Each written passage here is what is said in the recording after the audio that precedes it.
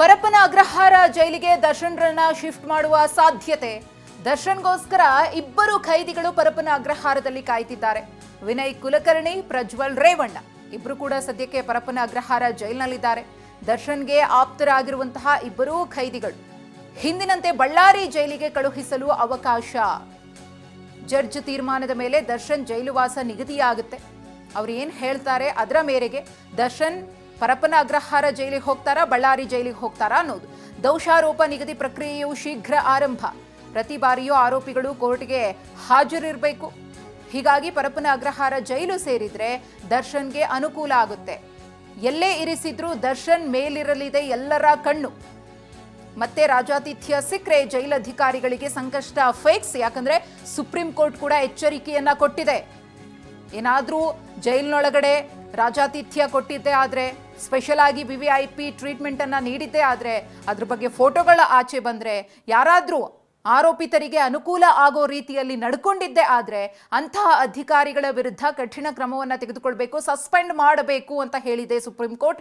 ಅದರ ಜೊತೆಗೆ ಈ ಲೋಪ ಕಂಡು ಬಂದಲ್ಲಿ, ಅಂದ್ರೆ ಜೈಲಿನಲ್ಲಿ ಏನಾದ್ರೂ ಅವ್ಯವಸ್ಥೆಯಾಗಿ, ಲೋಪದೋಷಗಳು, ಎಡವಟ್ಟುಗಳಾಗಿ ಆರೋಪಿತರಿಗೆ, ಅಪರಾಧಿಗಳಿಗೆ ಅಕ್ರಮವಾಗಿ ಏನಾದ್ರೂ ಸಪ್ಲೈ ಆಗಿದ್ದೆ ಆದ್ರೆ ಇಡೀ ಗೃಹ ಇಲಾಖೆಯೇ ಬಂದು ಕೋರ್ಟ್ ಮುಂದೆ ನಿಲ್ಲಬೇಕಾಗುತ್ತೆ ಅಂತ ಹೇಳಿ ಜಡ್ಜ್ ಖಡಕ್ ಆಗಿ ಎಚ್ಚರಿಕೆಯನ್ನ ಕೊಟ್ಟಿರೋದ್ರಿಂದ ಈ ಬಾರಿ ನಟ ದರ್ಶನ್ಗೆ ಹಿಂದಿನಂತೆ ಪರಪ್ಪನ ಅಗ್ರಹಾರ ಜೈಲಿನಲ್ಲಿ ಯಾವುದೇ ರೀತಿಯ ವಿಶೇಷ ಸೌಲಭ್ಯ, ಸವಲತ್ತುಗಳು ಸಿಗುವ ಚಾನ್ಸಸ್ ಇಲ್ವೇ ಇಲ್ಲ ಅಂತ ಹೇಳಬಹುದು. ಯಾರೇ ಇದ್ರೂ ಕೂಡ ಕೋರ್ಟ್ ಕಲಾಪ ಮುಗಿಸಿ ಚೇಂಬರ್ಗೆ ತೆರಳಿದ್ದಾರೆ ಜಡ್ಜ್. ಈರಪ್ಪಣ್ಣ ಪವಡಿ ನಾಯಕ್ ಅವರು ಚೇಂಬರ್ಗೆ ತೆರಳಿದ್ದಾರೆ. ನ್ಯಾಯಾಧೀಶರು ಇನ್ನೇನು ಕೆಲವೇ ಕ್ಷಣಗಳಲ್ಲಿ ಅವರು ತಮ್ಮ ನಿವಾಸಕ್ಕೆ ಹೋಗ್ತಾರೆ.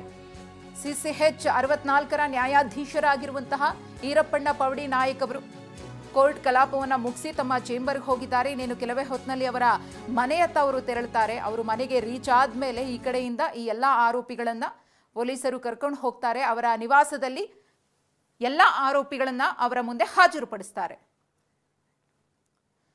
ಈ ಕುರಿತು ಮತ್ತಷ್ಟು ಮಾಹಿತಿಯನ್ನ ಕೊಡ್ತಾರೆ ನಮ್ಮ ಪ್ರತಿನಿಧಿ ರಮೇಶ್. ನೇರ ಸಂಪರ್ಕದಲ್ಲಿದ್ದಾರೆ. ರಮೇಶ್, ಈಗಷ್ಟೇ ನ್ಯಾಯಾಧೀಶರು ಚೇಂಬರ್ಗೆ ಹೋಗಿದ್ದಾರೆ ಕಲಾಪವನ್ನು ಮುಗಿಸಿ ಅನ್ನೋ ಮಾಹಿತಿ. ಅವ್ರ ನಿವಾಸಕ್ಕೆ ಡೈರೆಕ್ಟ್ ಆಗಿ ಹೋಗ್ತಾರೆ. ಈ ಕಡೆಯಿಂದ ಅನ್ನಪೂರ್ಣೇಶ್ವರಿ ಸ್ಟೇಷನ್ ಇಂದ ಎಲ್ಲ ಆರೋಪಿಗಳನ್ನ ಜಡ್ಜ್ ಮುಂದೆ ಹಾಜರುಪಡಿಸೋದಕ್ಕೆ ಕರ್ಕೊಂಡು ಹೋಗಲಾಗುತ್ತೆ.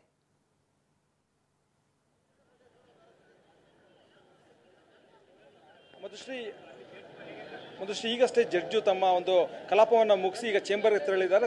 ಚೇಂಬರ್ನಿಂದ ತಮ್ಮ ನಿವಾಸಕ್ಕೂ ಕೂಡ ಹೊರಟಿದ್ದಾರೆ. ಹೀಗಾಗಿ ಇಲ್ಲಿ ಯಾವುದೇ ರೀತಿಯಾದಂಥ ಪ್ರಕ್ರಿಯೆ ನಡೆಯೋದಿಲ್ಲ. ಜಡ್ಜ್ ನಿವಾಸದಲ್ಲೇ ಪ್ರಕ್ರಿಯೆ ನಡೆಯುತ್ತೆ. ಇನ್ನು ಪ್ರಕ್ರಿಯೆ ಮುಗಿದ ತಕ್ಷಣ ಅವರನ್ನು ಪರಪ್ಪನ ಅಗ್ರಹಾರ ಜೈಲಿಗೆ ಕಳಿಸೋದು ಬಹುತೇಕ ಫಿಕ್ಸ್ ಆಗಿದೆ. ಒಂದು ವೇಳೆ ಪರಪ್ಪನ ಅಗ್ರಹಾರ ಜೈಲಿಗೆ ಏನಾದರೂ ಕಳಿಸಿದ್ರೆ ಅಲ್ಲಿ ಈಗಾಗಲೇ ಅವರ ಪರಿಚಿತರು ಇಬ್ಬರು ಇದಾರಲ್ಲ ಆಲ್ರೆಡಿ, ಅಂದರೆ ವಿನಯ್ ಕುಲಕರ್ಣಿ ಶಾಸಕ, ಅವರು ಕೂಡ ಕೊಲೆ ಆರೋಪಿ. ಅವರು ದರ್ಶನ್ಗೆ ಬಹಳ ಆತ್ಮೀಯರಾಗಿದ್ದಾರೆ. ದರ್ಶನ್ ಅವರು ವಿನಯ್ ಕುಲಕರ್ಣಿ ಅವರ ಫಾರ್ಮ್ ಹೌಸ್ಗೂ ಕೂಡ ಹಲವು ಬಾರಿ ಭೇಟಿ ಕೊಟ್ಟಿದ್ದಾರೆ. ಅದೇ ರೀತಿ ಪ್ರಜ್ವಲ್ ರೇವಣ್ಣ ಕೂಡ ಜೈಲಿನಲ್ಲಿದ್ದಾರೆ.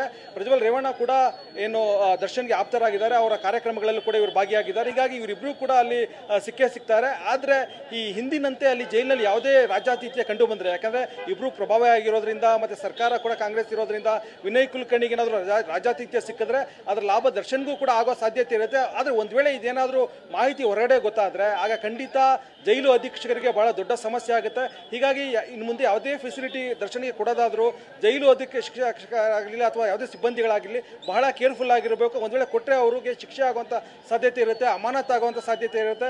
ಹೀಗಾಗಿ ಇನ್ನು ಮುಂದೆ ಅಂದರೆ ಪೊಲೀಸರ ಒಂದು ಎಚ್ಚರಿಕೆಯಿಂದ ಇರಬೇಕಾಗುತ್ತೆ. ಸುಪ್ರೀಂ ಕೋರ್ಟ್ನ ಆದೇಶ ವಯೋಲೇಷನ್ ಆಗದಂತೆ, ಉಲ್ಲಂಘನೆ ಆಗದಂತೆ ನೋಡ್ಕೊಳ್ಳುವಂಥ ಜವಾಬ್ದಾರಿ ಜೈಲು ಅಧೀಕ್ಷಕರಿಗೆ ಇರುತ್ತೆ. ಹೀಗಾಗಿ ಯಾವುದೇ ರೀತಿಯಾದಂಥ ಒಂದು ಸವಲತ್ತು ಕೊಟ್ಟರೂ ಕೂಡ ಅದು ಸುಪ್ರೀಂ ಕೋರ್ಟ್ನ ಕೆಂಗಣಿಗೆ ಗುರಿಯಾಗುವಂಥ ಸಾಧ್ಯತೆ ಇರುತ್ತೆ, ಅಮಾನತುಗೊಳಗಾಗುವಂಥ ಸಾಧ್ಯತೆ ಇರುತ್ತೆ. ಹೀಗಾಗಿ ಇವತ್ತಿನ ಪ್ರಕ್ರಿಯೆ ನಡೆಯುತ್ತೆ. ಅದಾದ್ಮೇಲೆ ದರ್ಶನನ್ನ ಪರಪ್ಪನ ಅಗ್ರಹಾರ ಜೈಲಿಗೆ ಕಳಿಸ್ತಾರೋ ಅಥವಾ ಬಳ್ಳಾರಿ ಜೈಲಿಗೆ ಕಳಿಸ್ತಾರೋ ಅನ್ನೋದನ್ನ ನ್ಯಾಯಾಧೀಶರು ತೀರ್ಮಾನ ಮಾಡ್ತಾರೆ. ಮಧುಶ್ರೀ, ಧನ್ಯವಾದ ರಮೇಶ್ ತಮ್ಮ ಮಾಹಿತಿಗಾಗಿ. ಸದ್ಯಕ್ಕೆ ದರ್ಶನ್ ಸೇರಿದಂತೆ 5 ಆರೋಪಿಗಳನ್ನ ನ್ಯಾಯಾಧೀಶರ ಮುಂದೆ ಹಾಜರುಪಡಿಸೋದಕ್ಕೆ ಕ್ಷಣಗಣನೆ ಶುರುವಾಗಿದೆ. ಇನ್ನೇನು ಕೆಲವೇ ಹೊತ್ತಿನಲ್ಲಿ ಜಡ್ಜ್ ಅವರು ಕೂಡ ತಮ್ಮ ನಿವಾಸಕ್ಕೆ ತೆರಳುತ್ತಾರೆ. ಅಲ್ಲಿ ಕಲಾಪ ಮುಗಿದಿದೆ, ಚೇಂಬರ್ಗೆ ಹೋಗಿದ್ದಾರೆ ಅನ್ನೋ ಮಾಹಿತಿ. ಇಲ್ಲಿ ಮತ್ತೊಂದು ಕಡೆ ವೈದ್ಯಕೀಯ ಪರೀಕ್ಷೆ ಎಲ್ಲವೂ ಕೂಡ ಅಂತ್ಯಗೊಂಡಿದ್ದು ಪ್ರಕ್ರಿಯೆಗಳು ಕೂಡ ಅಂತಿಮ ಹಂತಕ್ಕೆ ಬಂದಿದೆ. ಅನ್ನಪೂರ್ಣೇಶ್ವರಿ ನಗರ ಪೊಲೀಸ್ ಸ್ಟೇಷನ್ನಲ್ಲಿ ವಾಹನ ಕೂಡ ಸಿದ್ಧವಾಗಿದೆ 5 ಆರೋಪಿಗಳನ್ನ ಕರೆದೊಯ್ಯೋದಕ್ಕೆ. ವಾಹನದಲ್ಲಿ ಅವರನ್ನ ಜಡ್ಜ್ ನಿವಾಸಕ್ಕೆ ಕರೆದೊಯ್ದು ಅಲ್ಲಿ ಜಡ್ಜ್ ಮುಂದೆ ಅವರನ್ನ ಪ್ರೊಡ್ಯೂಸ್ ಮಾಡ್ತಾರೆ. ಪೊಲೀಸರು ಒಂದಷ್ಟು ಮನವಿಯನ್ನ ಮಾಡಿಕೊಳ್ಳಲಿದ್ದಾರೆ ಜಡ್ಜ್ ಅವರ ಎದುರು.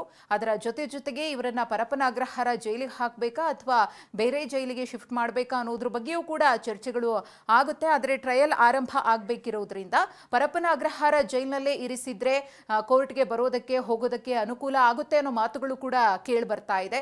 ನ್ಯಾಯಾಧೀಶರ ವಿವೇಚನೆಗೆ ಬಿಟ್ಟಿದ್ದು ಅವರು ಯಾವ ರೀತಿಯ ನಿರ್ಧಾರವನ್ನ ತೆಗೆದುಕೊಳ್ತಾರೆ ಅನ್ನೋದನ್ನ ಕಾದು ನೋಡಬೇಕಿದೆ. ಅದ್ರ ಬಗ್ಗೆಯೂ ಕೂಡ ಇನ್ನೇನು 1-1.5 ಗಂಟೆಯಲ್ಲಿ ಕನ್ಫರ್ಮ್ ಆಗುತ್ತೆ ಯಾವ ಜೈಲಿಗೆ ದರ್ಶನ್ರನ್ನ ಕಳಿಸಿಕೊಡ್ತಾರೆ ಅಂತ ಹೇಳಿ. ಇನ್ನು ಮತ್ತೊಂದು ಕಡೆ ದರ್ಶನ್ ಪರಪ್ಪನ ಅಗ್ರಹಾರ ಜೈಲಿಗೆ ಹೋದ್ರೆ ಅವ್ರಿಗೇನು ಇರುವವರು ಮುಂಚೆ ಹೇಗಿದ್ರೋ ಅದೇ ರೀತಿಯಾಗಿ ರಾಜಾತಿಥ್ಯ ಸಿಗುತ್ತೆ. ಇದೆಲ್ಲವೂ ಕೂಡ ಮೇಲ್ನೋಟಕ್ಕೆ ಕೊಡಬಾರದು ಅಂತ ಹೇಳಬಹುದು. ಆದರೆ ಒಳಗೊಳಗೆ ಏನೇನಾಗುತ್ತೋ ಗೊತ್ತಿಲ್ಲ ಅಂತ ಹೇಳಿ ಒಂದಷ್ಟು ಮಂದಿಯ ಅಭಿಪ್ರಾಯ ಇರುತ್ತೆ. ಆದರೆ ಈ ಬಾರಿ ಸುಪ್ರೀಂ ಕೋರ್ಟೇ ಚಾಟಿ ಬೀಸಿರೋದ್ರಿಂದ ಆ ರೀತಿಯ VIP ಟ್ರೀಟ್ಮೆಂಟ್ ಆಗಲಿ ರಾಜಾತಿಥ್ಯ ಆಗಲಿ ನಟ ದರ್ಶನ್ಗೆ ಸಿಗ್ಲಿಕ್ಕಿಲ್ಲ.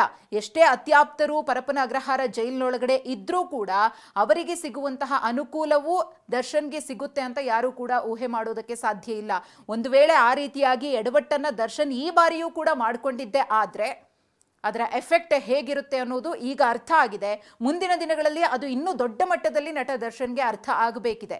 ಲಾಸ್ಟ್ ಟೈಮೇ ಅವರು ಪರಪ್ಪನ ಅಗ್ರಹಾರ ಜೈಲಿನಲ್ಲಿ ಇರಬೇಕಿದ್ರೆ ಜೈಲಿನ ನಿಯಮಾವಳಿಗಳನ್ನು ಮತ್ತು ಕಾನೂನನ್ನು ಅರ್ಥ ಮಾಡಿಕೊಂಡು ಯಾವುದೇ ರೀತಿಯ ವಿಶೇಷ ಸೌಲಭ್ಯಗಳನ್ನು ಪಡೆದುಕೊಳ್ಳದೆ ಅಲ್ಲಿದ್ದಂತಹ ಕ್ರಿಮಿನಲ್ಸ್ಗಳ ಜೊತೆಗೆ ಬಾಂಧವ್ಯವನ್ನ ಒಡನಾಟವನ್ನ ಇಟ್ಟುಕೊಳ್ಳದೆ ನಿಯತ್ತಾಗಿ ಇದ್ದಿದ್ರೆ ಇವತ್ತು ಎಲ್ಲೋ ಒಂದು ಕಡೆ ಸುಪ್ರೀಂ ಕೋರ್ಟ್ನ ಕೆಂಗಣ್ಣಿಗೆ ನಟ ದರ್ಶನ್ ಗುರಿಯಾಗ್ತಿರ್ಲಿಲ್ಲ. ಆ ಫೋಟೋಗಳು ಕೂಡ ವೈರಲ್ ಆಗ್ತಿರ್ಲಿಲ್ಲ.